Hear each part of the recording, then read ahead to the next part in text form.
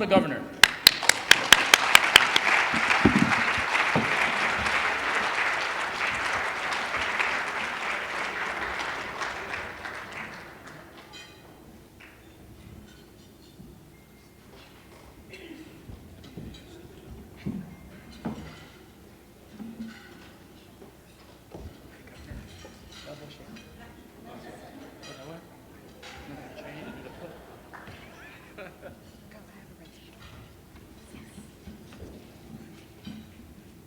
Dr. Sheih, I'm going to move your laptop.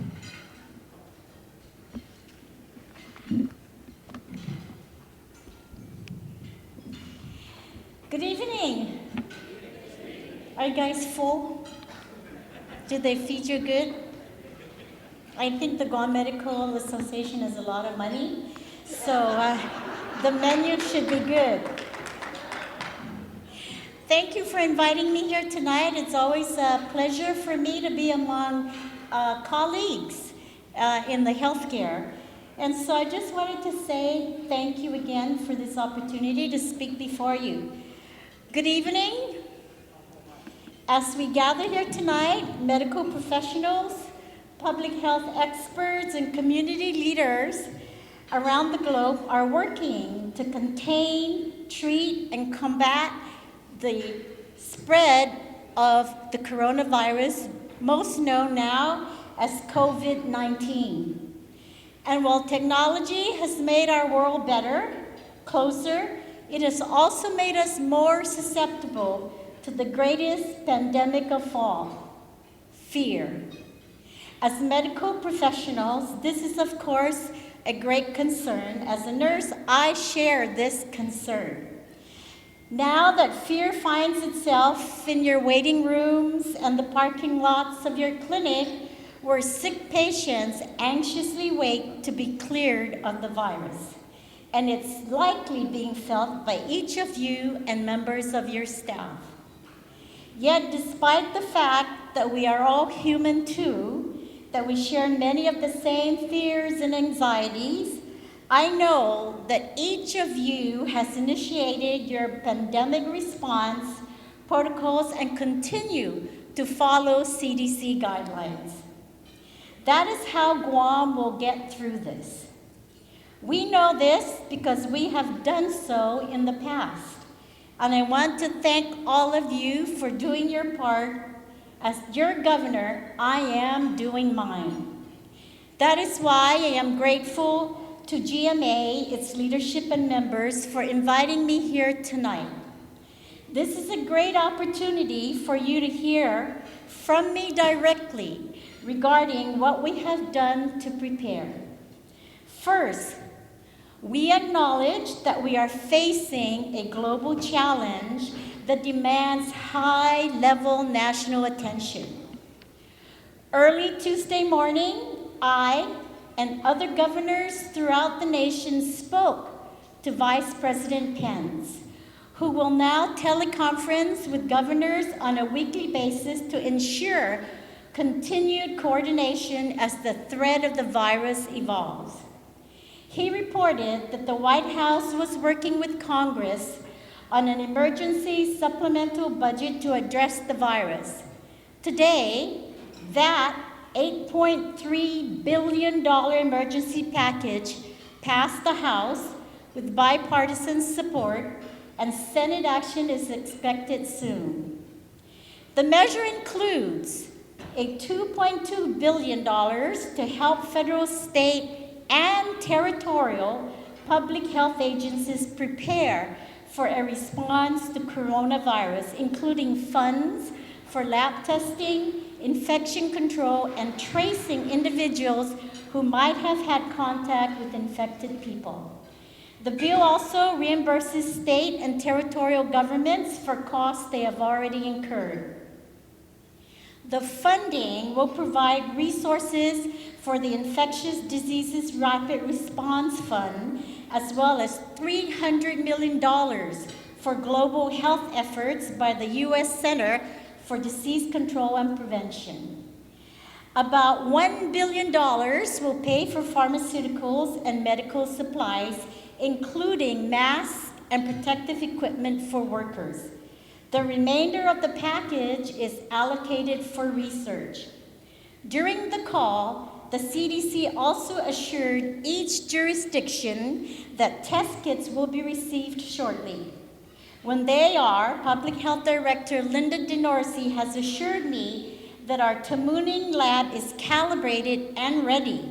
In the interim, testing can be done via the Hawaii State Lab. Unfortunately, working with confines of federal law does have its challenges. While some have called the rerouting of foreign flights or the closure of the Guam International Airport in its entirety, the airport authority is an FAA facility, and I am without legal authority to act beyond President Trump's travel ban. But I believe it's always better to light a candle than curse the darkness. For that reason, this is what we're doing. The travel ban is being forced where applicable. We have no direct flights to mainland China. Anyone with recent travel to mainland China will be diverted to a designated airport for quarantine. Over the weekend, the White House announced they would work with the South Korean officials to implement medical screenings for any traveler headed to the United States, including Guam. Here at home, Guam's Communicable Disease Response Plan and protocol has been in place since the onset of the threat. If there's a sick passenger on board, airlines call our tower prior to landing. If the sick passenger meets CDC criteria for a person under investigation, we activate a public health nurse and a Bureau of Communicable Disease staffer to the airport to conduct both a clinical and epidemiological assessment. Our airport and custom officials know and use the protocol. This screening occurs on every incoming flight. But that's not all. I also ordered the hiring of registered nurses, licensed practical nurses, and certified nurse aides to increase our presence and screening efforts.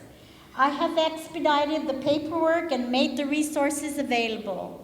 Public Health has worked with the airport to align their schedules with the airport's busiest hours. These RNs, LPNs, and CNAs will work on an on-call basis. I am proud to report they will start as early as next week. Quarantine facilities have been ready at the airport since the start of the outbreak. And while self-quarantine is the recommended method, other contingencies for community quarantine are already in place. We also recognize that so much of Guam is dependent on our tourism, and that travelers want to know everything that can be done is being done. Last month, our airport announced plans to procure thermal scanners. While we had started procurement, the Guam Power Authority stepped up. Thanks to GPA, we will have as many as 4 scanners at our airport. This screening tool will be used beyond the threat of the virus and can alert airport officials of other situations in the facility. But we are not alone in the challenges we face. Some of you may have heard that Governor Ige of Hawaii proclaimed a state of emergency just a few hours ago. The intent of that declaration was to grant him additional budgetary authority over state funds, expediting his ability to prepare for COVID-19 under Hawaii state law. To date, Guam has implemented its response plan with our normal budgetary authority, without any immediate need for the $250,000 permitted under an emergency declaration. Second, we must also be willing to make tough calls where we have legal authority to do so. Just last month, I denied a request to host the Hong Kong men's national basketball team. I also deny entry of the MS Westerdam, the British-American private cruise vessel carrying over 1,400 guests and over 800 crew members. Though I was heavily criticized by the State Department for doing this, it was later revealed that a passenger, a U.S. citizen, had tested positive for coronavirus. I was able to stop this vessel through my authority as governor, and I am prepared to make more tough calls to protect our people. Just yesterday, a military vessel reported 3 sick passengers on board. While none of them met criteria for a person under investigation, working with our military partners, these 3 individuals have been cleared by medical personnel of any contagious illness early this morning. This week, we learned of a person under investigation in Palau.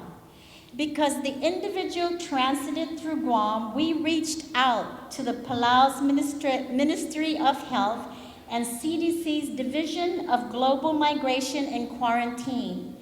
At this point, the CDC has determined that no air contact investigation is warranted. I want to stress that to date, Guam has no confirmed cases, nor do we have any person under investigation, and I want to keep it that way. That is why our pandemic response plan is so vitally important. This week, over 200 representatives from the government, private, medical, military, nonprofit, and faith-based communities participated in a working session to improve upon this plan. Earlier today, to close out this work session, participants engaged in a tabletop exercise to test their knowledge. These types of exercises only improve our readiness. Through previous outbreaks like SARS, bird flu, swine flu, MERS, Ebola, Zika, and most recently dengue, we've been threatened before, but we always overcome. In my experience, fear is trumped only by knowledge, and there is no clearer knowledge than the truth told by numbers. 81% of all COVID-19 cases are mild or asymptomatic. 14% of these cases are moderate, and just 5% of these cases are considered critical.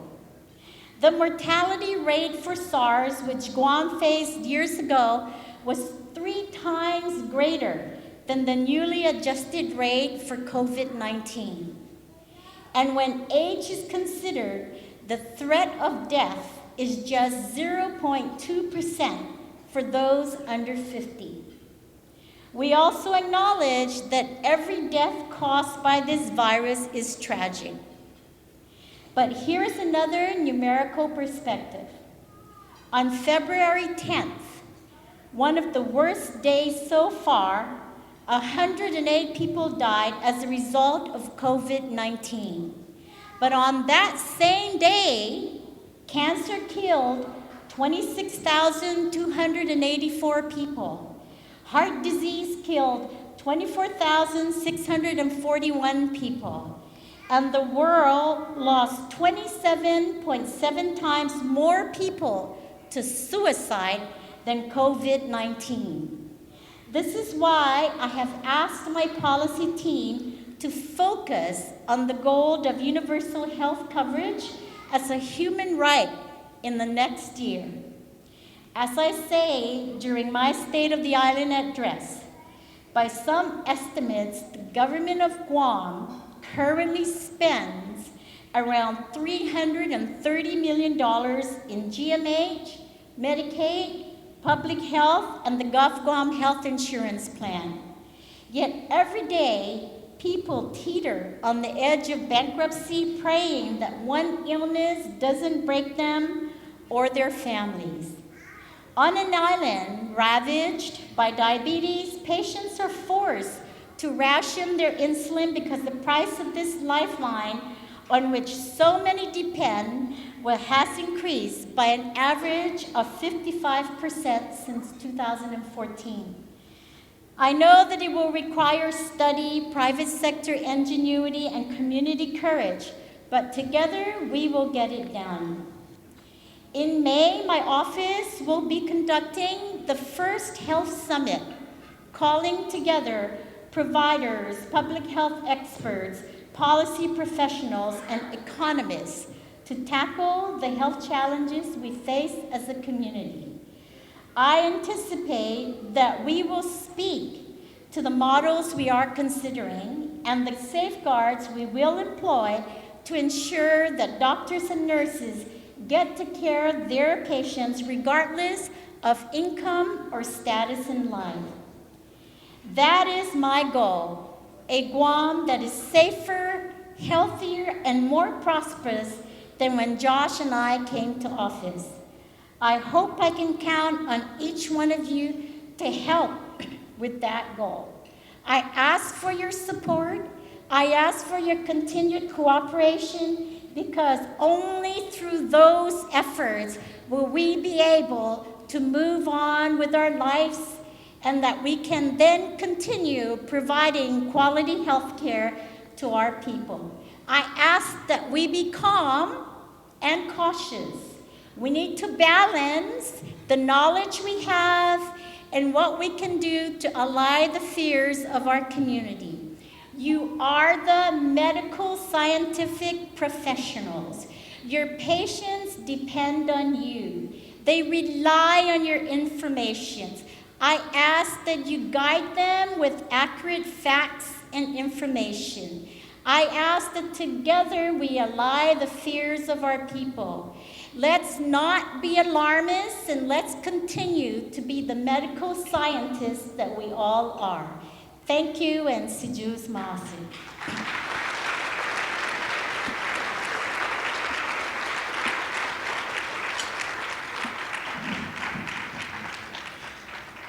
So I'm open for questions. This is your opportunity. If I don't know the answers, I will tell you I don't know the answers, and I will tell you I will get back to you. I also have some of my cabinet members here that might maybe provide the answers that you need. So feel free to ask. Thank you, Governor, for coming tonight. I don't have any real questions, and there's anybody in the audience, if you have a question, there's a mic here that you can actually come up and ask. Yeah? No, it's so interesting, Governor.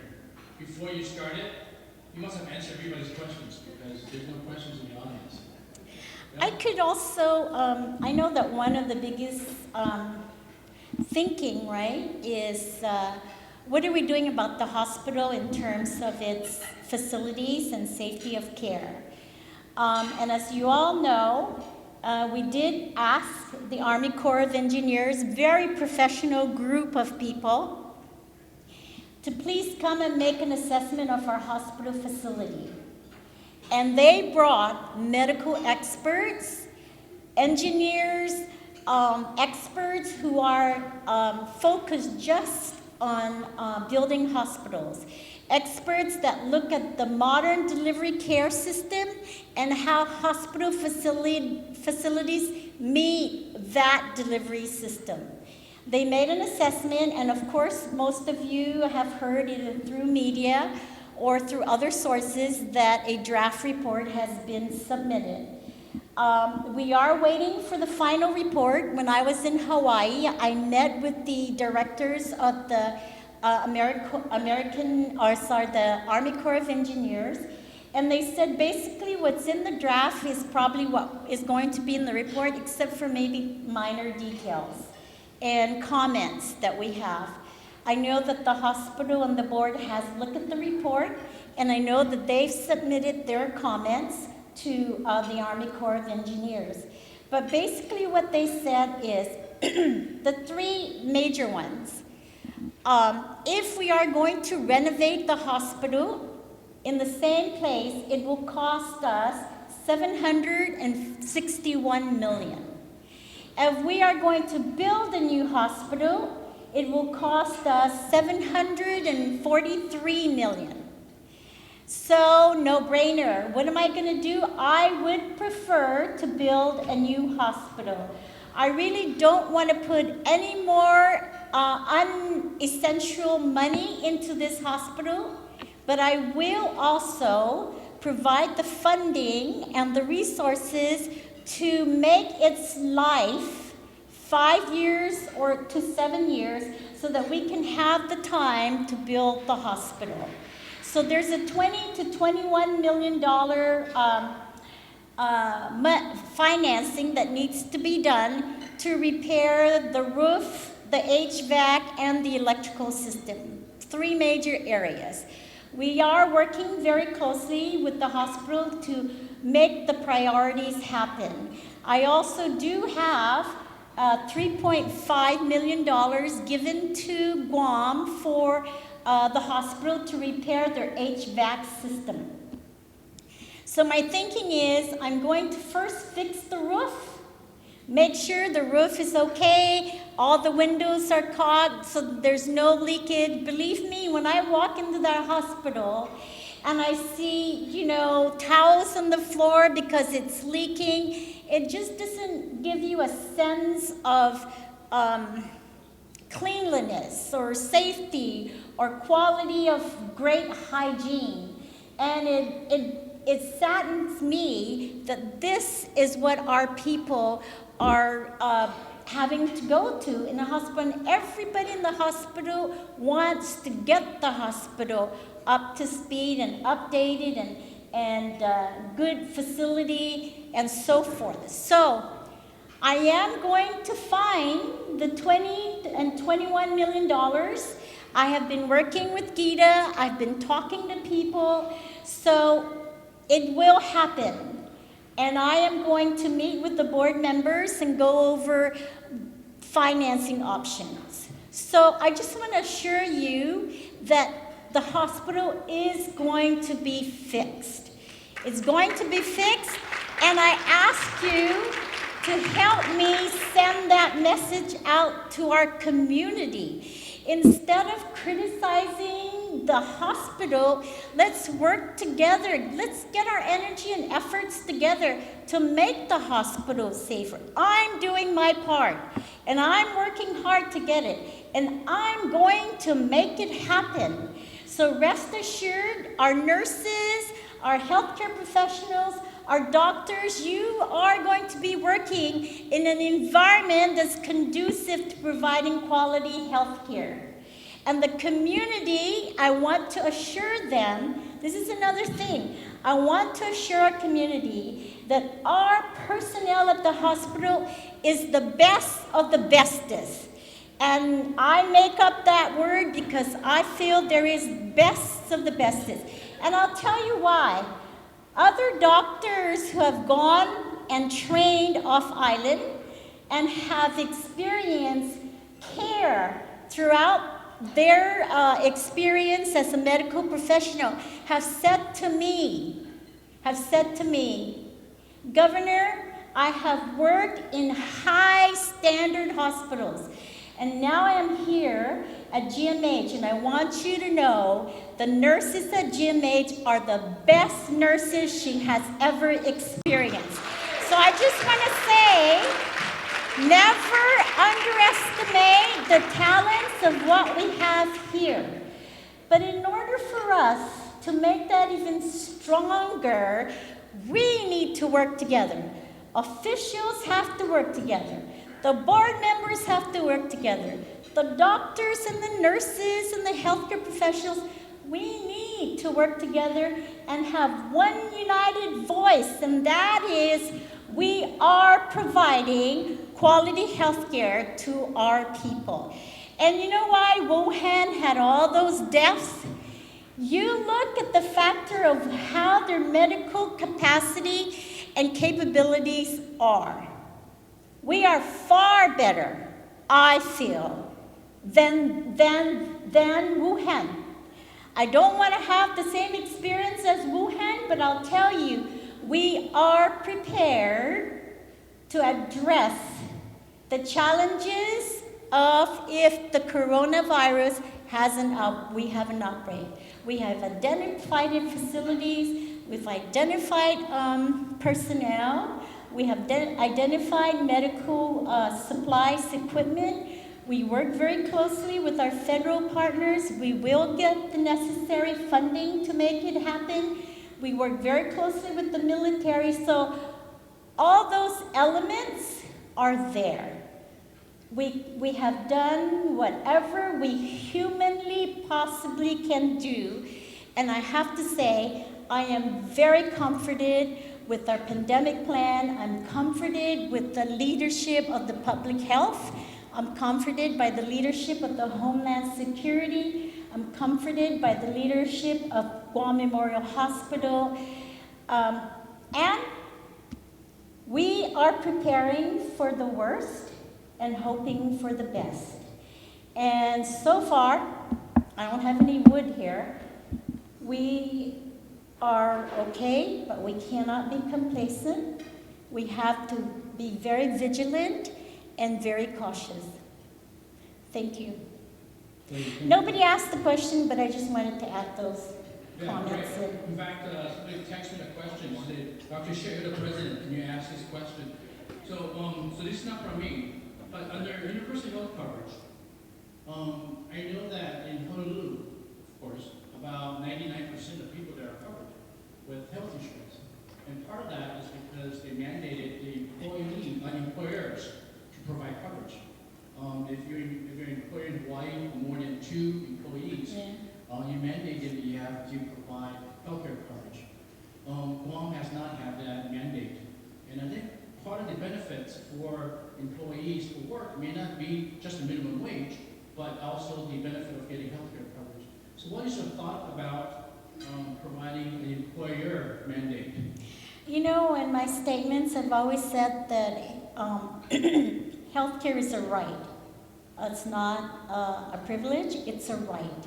And if you come from that thinking, I certainly have no qualms about mandating healthcare coverage.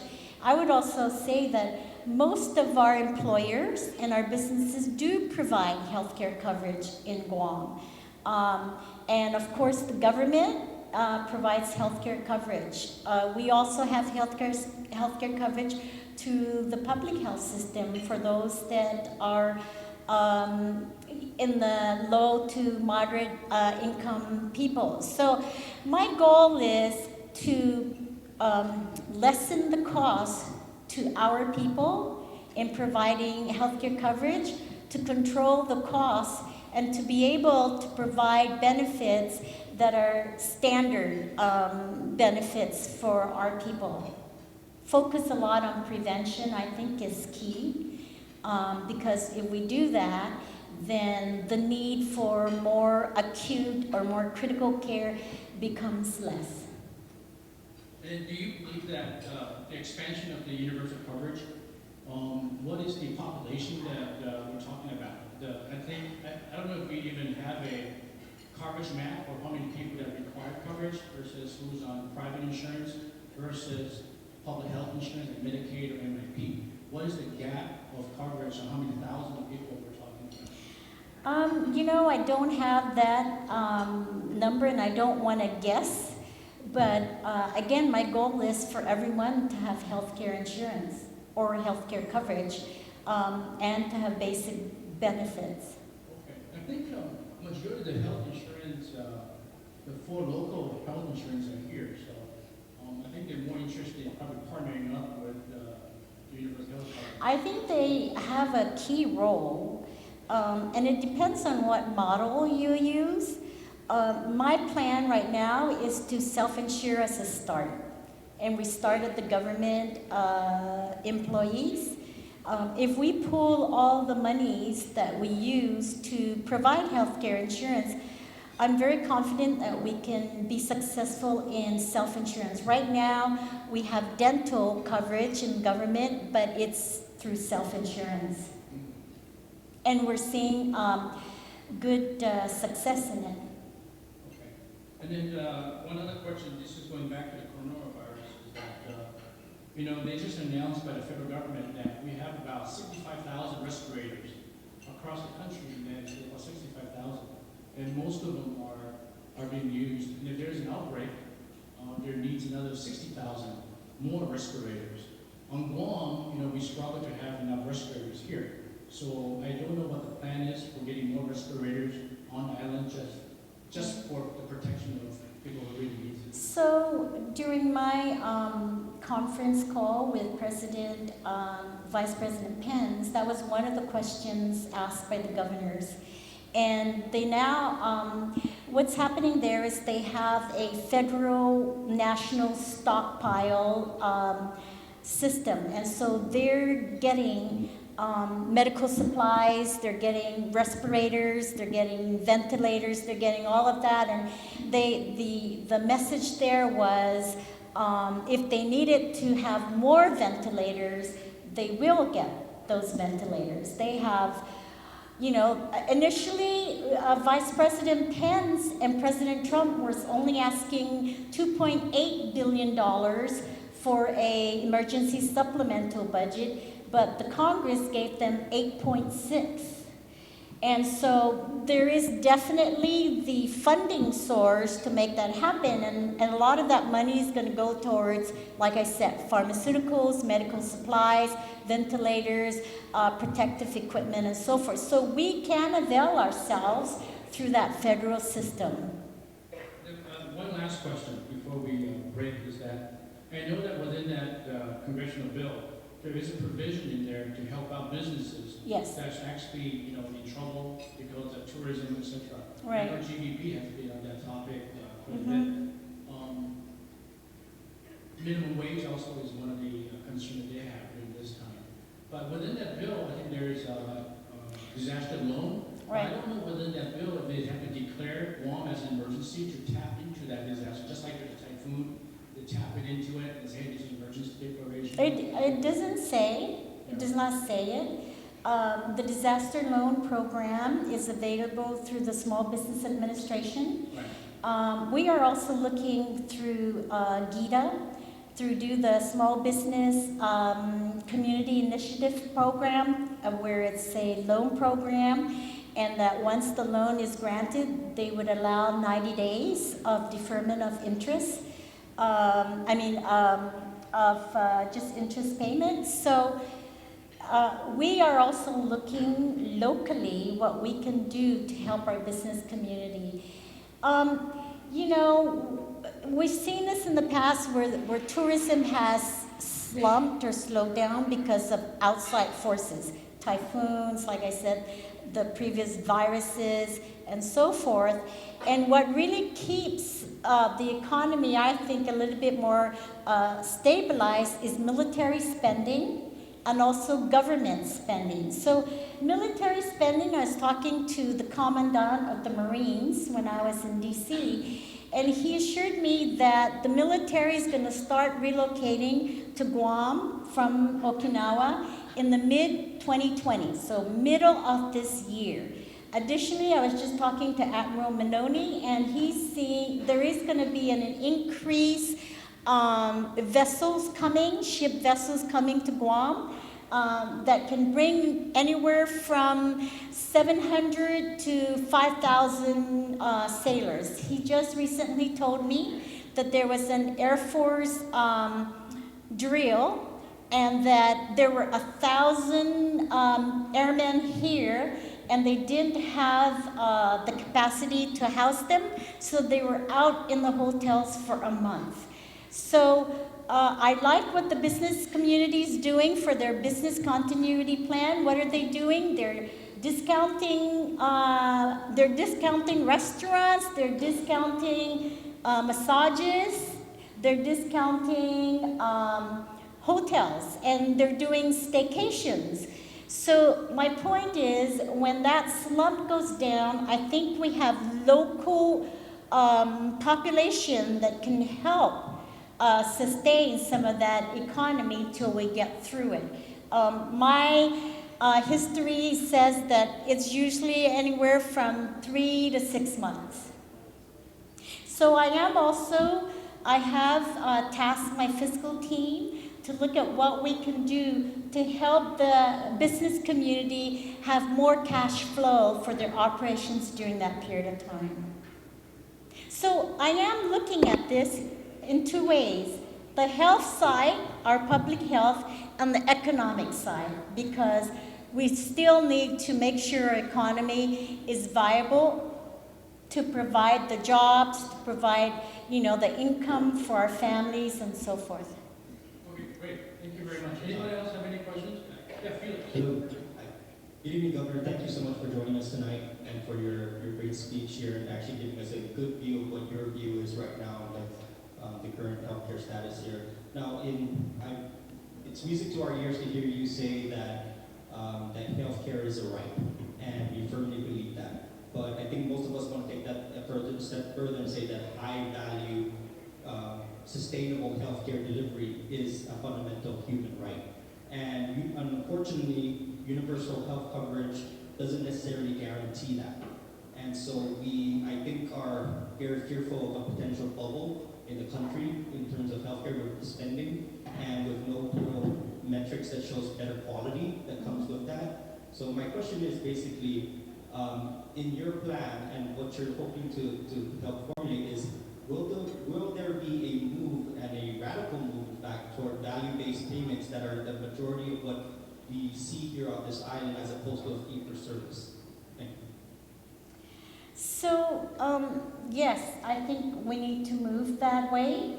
I also feel that if we have universal health care that can cover basic benefits, we can also have supplemental coverage for those, that can afford it. But also, I think government has a role in in helping subsidize some of that, so that people, I don't want to say discriminated, but so people can have equal opportunity to the care that they need.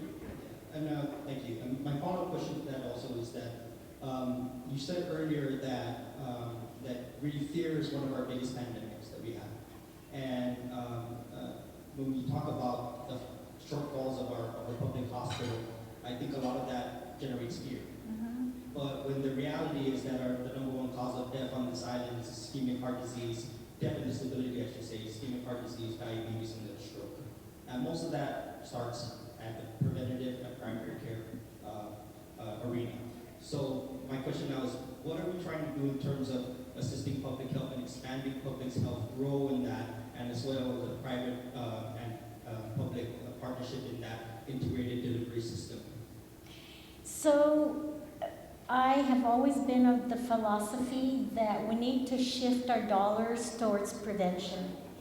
And the reason for that is, if we shift our dollars for prevention and we start even from prenatal care, I think the diseases that are called now non-communicable diseases, like heart disease, those, right? Vascular diseases and so forth, can be prevented and can be minimized if we start from even prenatal care and shift those dollars. I think our investment in those dollars will go a long way. So Linda and Lori knows that my focus is towards prevention. And so I am going to provide the necessary finances to make sure that they have the necessary tools and the people to go out there and do it. And it's not just public health, but also our public school system, our private school system. So we start from the beginning, from the kids.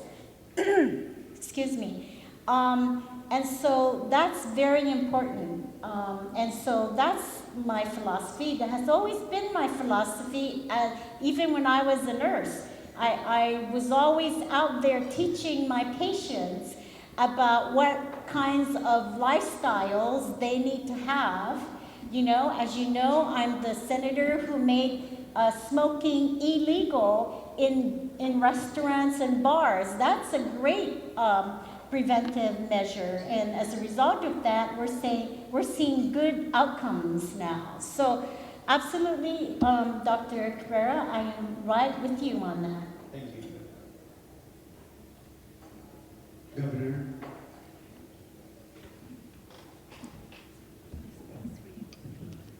Good evening, Governor, and thank you once again for joining us tonight. I've been in the health field for, a few decades now, and I came with a lot of questions for tonight, and thank you for clarifying many of them, so they're not in my, I keep on checking it out of my list over here. One of the key things that I have is that I wanted to provide this particular information. I do have a Filipino radio show on Saturday that, we are our topics together with Dr. Samavini over here, because many of our clients have been asking about the same questions that probably many of us are asking tonight. So if you don't mind kind of like going back and clarifying some of these questions earlier, I know you did mention it. There was an indication that a scanner has been procured. Was there any definitive timeline that scanner is going to be operational here on the island? So my information from Tom, and he's right here, is that the scanner that was ordered won't be here for a couple of weeks. But we do have available GPA, and I think it's being in the process of being installed. I understand 2 will be at the departure and 2 will be at the arrival site. So the thought there is that we will also have a team of healthcare experts that will be there, so that if you go through the scanner and you're pulled out as a result of the scanner, we'll have our team of healthcare professionals there to further investigate. Okay, thank you, Governor. Next question there is that, I recently traveled to the Philippines, and one of the key things that they were doing in there was just very adamant and making sure that you really fill out the paperwork properly is contact tracing.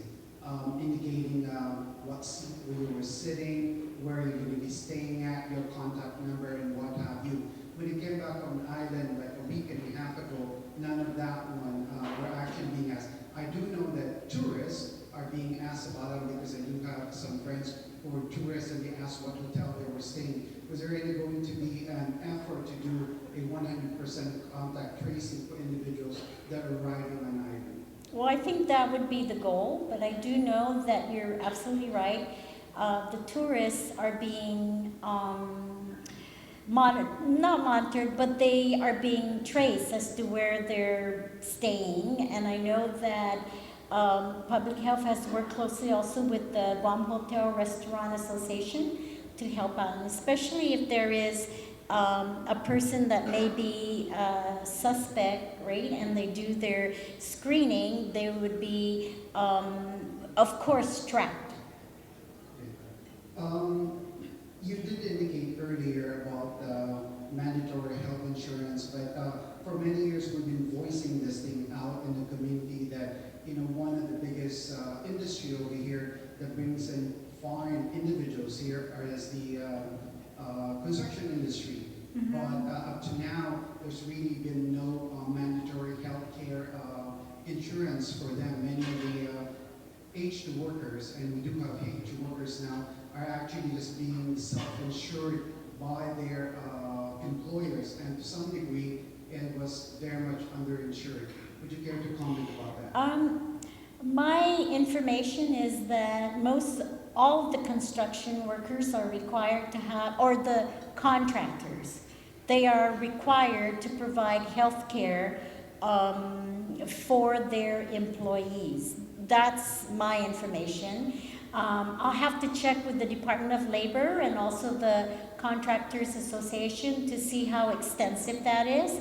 But I know that when they go out to petition for these people to come, that one of the requirements is that they be provided with health care coverage.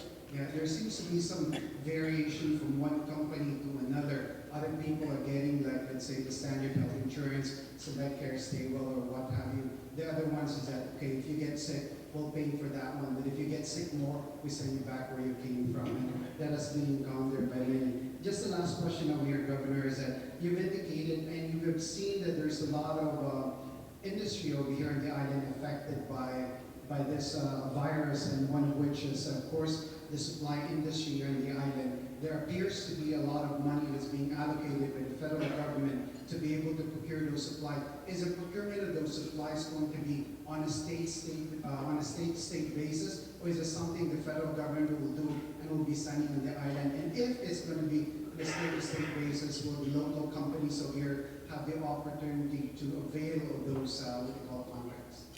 I think they will be giving, they are going to be reimbursed. So like if community health, buys gowns and masks and so forth, then they track their expenses and they'll be reimbursed. So we do have the opportunity to avail ourselves of local vendors to be able to provide the business also to them, but we can also avail ourselves on a federal level through the federal procurement system. Good evening, Governor. I have a question. In the event you declare the island as a pandemic emergency, would satellite clinics such as American Medical Center, FHP, or SDA, will the government provide us with extra supplies such as... Dr. Sheih's clinic. Okay, Dr. Sheih's clinic and all other clinics here, guys. Would the government be able to provide supplies such as gowns, masks, and gloves, or even extra personnel to assist? So if we declare a public health emergency, the governor has authority for everything. And so I can say to AMC, you are now under government authority, and this is what I want you to do, and this is how we're going to do it. I don't expect to be at that level of a public health emergency, but if we do declare a public health emergency, there is local legislation that allows me, I have authority. I have authority to take money, I have authority to take property, I have authority to move personnel wherever I feel they are needed to be. So yes, we would have to, basically you have no say. So we will be provided with... No, you will provide the government and we will work together, because I'm going to use your facility maybe for triaging or maybe for isolation, depending on what the case may be. That's the authority if we declare it a public health emergency. Governor, the state of Hawaii this afternoon declared itself to be in a state of public health emergency due to COVID-19.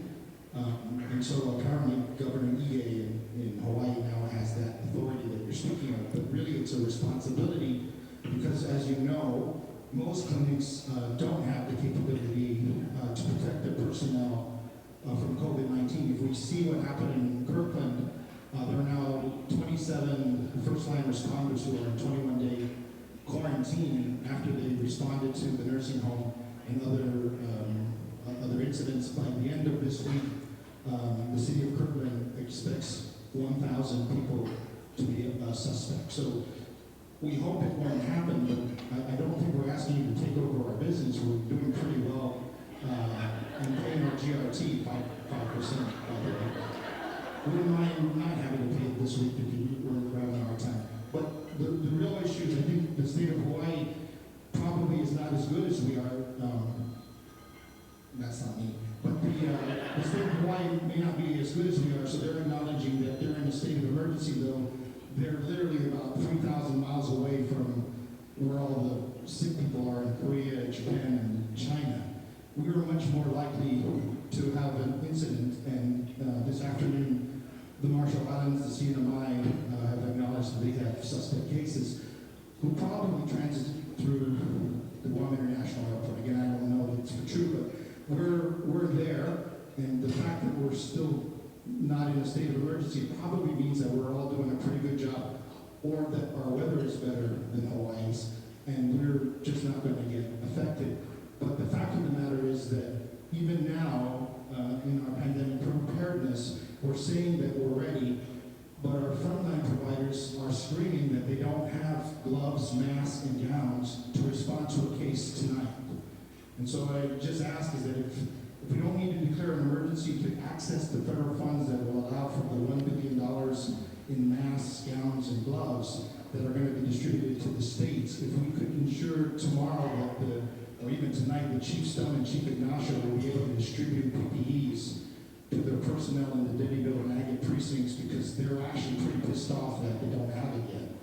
I mean, the fire department apparently has some gear, and I'd encourage the people at the GRMC and GMH emergency rooms to watch your gloves and masks because apparently the fire department likes to borrow them. But they should have their own gear. I mean, they have money, but we're apparently now going to get somewhere under $1 billion to help prepare for preparedness. But I hope we've ordered it because Walmart is out.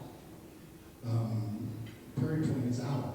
Our supply lines are choked because everybody else has placed their order, and apparently we're unpredictable because we're a bad vendor. So the question really is, what are we going to do tomorrow or even tonight to reassure our first responders that they're going to get their PPEs, because we're all working with the assumption that they're going to actually respond to a case should we call them tonight? First of all, I think as medical providers in your clinics, I would hope that you have protective gear for just your everyday examinations, and I would hope that you are planning and looking at your budgets to provide your employees with the protective gear that you need to have. First responders, I have not heard from Chief Ignacio, I have not heard from Dan Stone that they don't have the protective gear that they need, at least masks and gloves. I do know that they had an issue with N95, but we've corrected that. And we've gone in there and fitted all the first responders for N95, and we are providing them with N95. So rest assured that as a responsible governor, that I will provide the necessary protective gear to protect our healthcare professionals, but I also expect that you, in your own medical professional facilities and clinics, that you are doing your part to protect your employees. We are. We probably That's have good to know. 3-month supply, according to Dr. Wen, That's great. but we will run out if we get a surge. So, And if we had a surge, I would declare public health emergency so I can access whatever resources I have locally, federally, and internationally to help us address the issue. So along the lines of international help, we understand that the testing done in Korea is through like an infusion-like drive-through, and hundreds of people are being tested when they are suspected. We have not been able to test anybody for COVID-19, so we wouldn't know if they were here. So we would ask that, rather than wait for CDC to get their act together, which they have admitted that they've dropped the ball on this. We're closer to Japan, Korea, China, and Iran, all places where they're doing testing by the hundreds every day. So while we wait for CDC to worry about us, could we please ask that we be allowed to use Japanese or Korean technology to identify anybody with COVID-19? First of all, we haven't had the reason to send anything off for testing. So to say that CDC isn't testing, the reason is we have not had anybody for the reason to send off to test.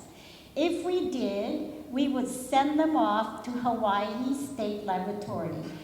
The vice president said there's millions of test kits out there now that are available. We're waiting to get ours. I think the reason, because we are under the standards and best practices of the United States, which I am very supportive of, and we continue to work under those guidance, I am thinking the reason is that we can't get to Japan or Korea is because maybe we're not assured about their accuracy. We're not assured about the quality of their testing. So we have to abide with whatever U.S. standards that we have and the protocol and the guidance of the U.S. Vice President Pence acknowledges that I say Vice President Pence because President Trump has designated him to be the lead in this coronavirus. So Vice President Pence is very aware about the need of these testings, and they have worked feverishly, and they are providing the funding to get it. So my understanding is we'll be able to get our tests within a couple of weeks, and by the end of this month, we will be testing. But there's been no reason to test because some of the suspected people did not meet the criteria of the persons under investigation. Very likely, Governor, we are probably in the best place in the world to fight coronavirus because of all the people here and under your leadership, and the fact that we are a beautiful tropical island with a lot of good weather and sunshine, and it probably does make it hard for the coronavirus to kill people.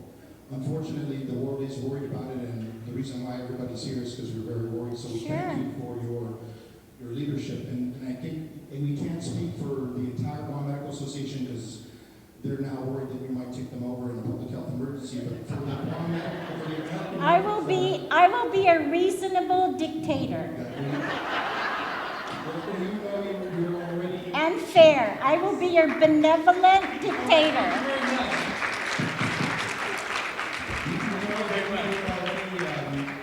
As a member of the American Medical Center, I'm already a great partner, and I think I can speak for my partner to say that you have the strong, hard-working, diligent, 100 well-protected employees, nurses, and doctors of the American Medical Center to help you with this fight, and hopefully the rest of us are the same. The coronavirus is scaring a lot of people, but as you say, we don't need to panic, we need to be prepared. And I just ask you to make sure our police officers and firefighters are prepared tonight. Thank you. Yeah. Governor, thank you very much for coming down. And if you declare an emergency, is the Guam Specialty Clinic you want to go after, not Dr. Shei's clinic? I will make sure OB will prepare. Thank you. Okay. Let's thank the governor again for her time.